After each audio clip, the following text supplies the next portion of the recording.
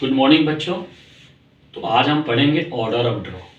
पिछले क्लास में हम लोगों ने पढ़ा था कि ब्लड कलेक्शन करने के लिए कौन कौन से कलर कोड वैक्यूटेनर होते हैं, उनका क्या यूज है और उसके अंदर किस तरह के एंटीकोगुलेंट होते हैं। आज हम बात करेंगे ऑर्डर ऑफ ड्रॉ और उसका सिग्निफिकेंस क्या है। तो आप ये समझ लीजिए, ऑर्डर ऑफ ड्रॉ का बहुत ज़्यादा इम्पोर्टेंस है और उसको फॉलो करना बहुत ज़रूरी है।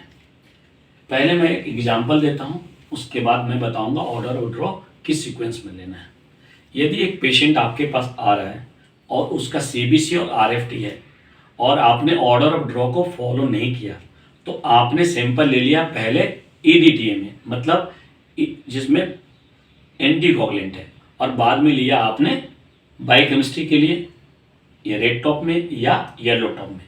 यदि किसी कारणवश क्रॉस कंटामिनेशन हो रहा है एंटीकोगुलेंट का, तो आप देखेंगे क्या होगा। जब आप ईडीटीए ट्यूब देखेंगे, ईडीटीए तो उसमें K2 लिखा रहता है, यानी उसके अंदर पोटासियम सॉल्ट होता है। यदि क्रॉस कंटामिनेशन हो गया ईडीटीए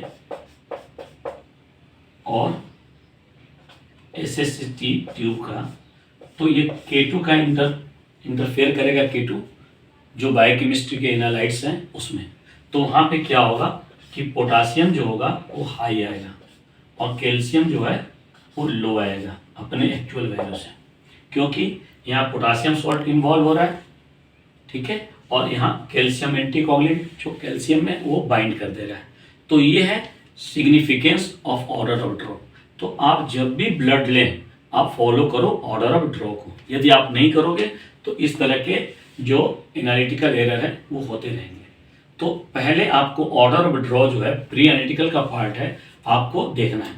यदि डॉक्टर का प्रिस्क्रिप्शन आ रहा है तो आपको देखना है डॉक्टर ने किस तरह का टेस्ट को प्रिस्क्राइब किया हुआ है, ठीक है। अब ऑर्डर ऑफ ड्रॉ का जो आइडियल सीक्वेंस है वो है ब्लड कल्चर, वो एरोबिक हो या एनारोबिक हो। तो ब्लड कल्चर क्यों लेते हैं सबसे पहले? क्योंकि ब्लड में किसी तरह का नॉर्मल फ्लोरा नहीं होता है। ब्लड जो है वो कम्प्लीटली स्टेराइल होता है, और यदि क्रॉस कंटामिनेशन हो गया तो उसके अंदर पैथोजन आएंगे, यानी माइक्रोबैक्टीरिया ग्रो करेगा, वो फॉल्स पॉजिटिव रिपोर्ट होगा, ठीक है। तो सबसे पहले लेना है आपको ब्लड कल्चर का। ब्लड कल्चर के बाद आपको लेना है ब्लू टॉप।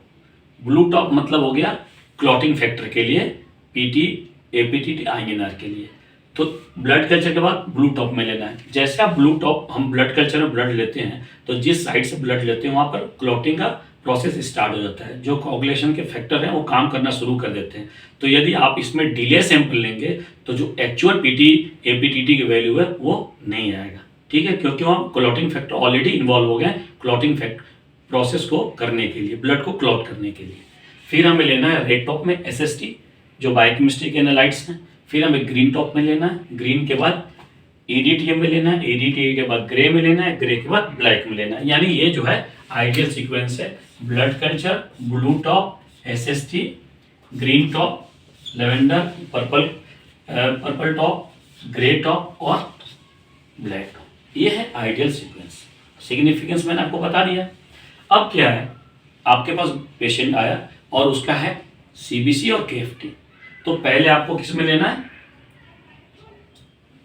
एसएसटी में लेना है, आरएफटी, केएफटी के। फिर लेना है आपको ईडीटीए में, बताया जो एंटीकोगुलेंट या सॉल्ट इन्वॉल्व हो जाएगा, फॉल्स पॉजिटिव रिपोर्ट।